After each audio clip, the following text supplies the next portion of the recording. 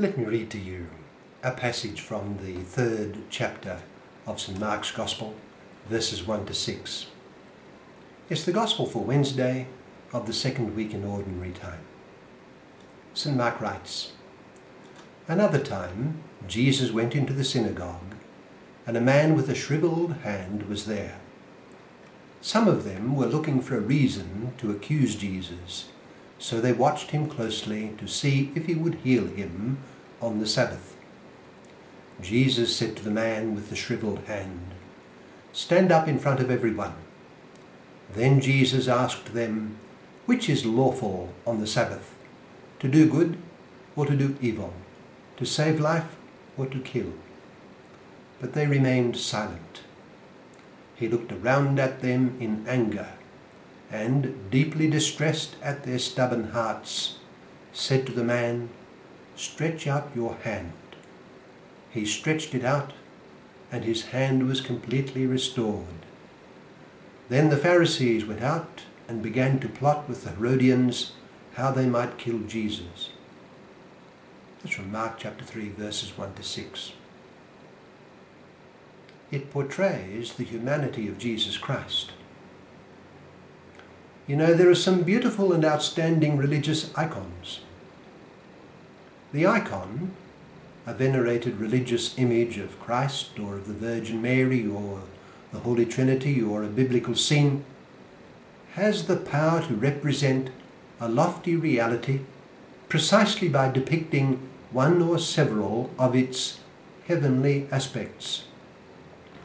It does not attempt to be, as we might put it, down to earth and realistic in its detail. The form that is depicted is idealized. Shapes are very symmetrical. Colours are very pure. And the predominant idea is brought forward, be it of Christ as Lord of all, or of Mary as Mother of God, or, say, of Christ's baptism as involving a revelation of the Trinity. The lesson, the moral, the principal teaching is thus conveyed with beauty, colour, and in a luminously recognizable scene or personage. A certain timelessness is achieved by the icon because the characteristics of a particular time and place are eschewed. By contrast, consider the realistic paintings of biblical scenes in various epochs, such as during the humanist revival of the 16th century. Many magnificent portrayals are manifestly dated and anachronistic in their detail. The detail derives from the artist's historical imagination and resources, while the icon does not have this limitation. That having been said, the icon, in not portraying the living, concrete, historical, biblical scene or personage in its hard detail, will not convey so well its historical reality. Consider one instance of religious depiction which may be said to show forth the advantages of both. The Shroud of Turin, prescinding from the question of the evidence of its authenticity, and the evidence is very persuasive. There is great form and beauty in the figure, so much so that it could even be regarded as an icon. But how very realistic and concrete it is, how very historical, especially when portrayed in its positive image, of which the visible figure on the cloth is a negative. Of course, the shroud commands tremendous interest because of its plainly historical credentials, and it is a remarkable relic. But it is so very helpful too for its concrete and entirely realistic portrayal of the crucified Jesus. It is not just an icon in its beautiful portrayal of a religious reality in its lofty aspects. It also realistically depicts that reality in its down-to-earth and historical features. My point here is that in the Christian religion, it is very important that we gain a sense of the incarnation and the atonement as objective historical facts. I say all this in order to stress the importance of gaining a sense of Jesus Christ and his revelation as deeply historical realities.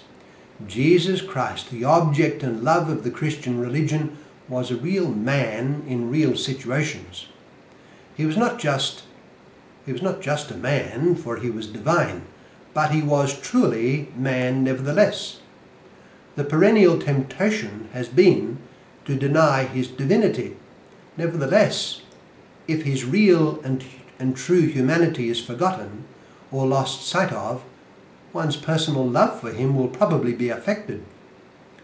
God became man. The Word became flesh. We gained a brother whom it is so easy to love, and that brother is our God, the object of the heart's yearnings. Let us strive to appreciate that God did really become man. The Gospels are our great help in attaining this realization, for they depict Jesus Christ in what he did and in various of his reactions. For instance, in our Gospel passage I read earlier, there is shown Jesus Christ reacting with holy anger. He was confronted with a man in need. His need was that his hand was useless. He was also confronted with representatives of the religious leaders of the people who were hostile to his pretensions as they perceived them to be. Christ towered above his contemporaries in his power and in his love. He wished to do good for all, especially the greatest good of all, which was to take away sin. But it meant the acceptance of him in faith. And here were the religious leaders resolutely refusing him. It was sinful stubbornness of heart, and we read Christ was angry for grief at their moral state. Let the fact of Christ's holy anger, the anger issuing from utter love when confronted by sinful refusal, help us to appreciate the concrete humanity of Jesus Christ. He had a heart of flesh, a heart that throbbed, raced, warmed, simmered, and always felt, often most keenly. It was the sacred heart of God made man, a heart filled with holy feelings for man and his salvation.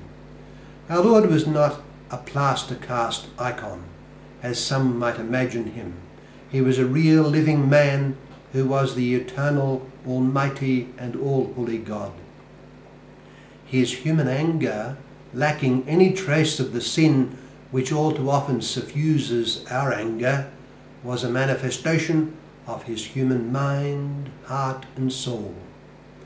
If we are to appreciate the mystery and the doctrine of the Incarnation, we must fully accept the divinity of Jesus Christ, but we must also accept his humanity, a humanity that was entirely historical.